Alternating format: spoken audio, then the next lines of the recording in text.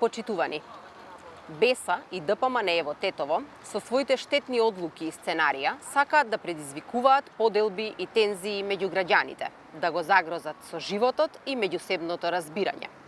Бараме од коалицијата Беса ДПМНЕ во Тетово да ја повлечат одлуката за уривање на верското обележје на Попова шапка.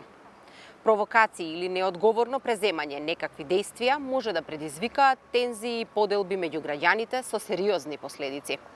На Попова шапка не станува збор за објект, туку за црковен имот и верско обележје, крст, во дворот на манастирот.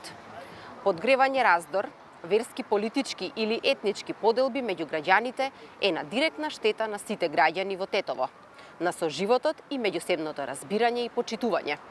Сите политички чинители, пред се коалициските партии Беса и ДПМНЕ во Советот на општина Тетово, треба да покажат одговорност, да покажат дека граѓаните им се поважни од нивните партиски интереси, наместо да стојат за сите штетни одлуки на нивниот коалициски партнер Касами во Тетово.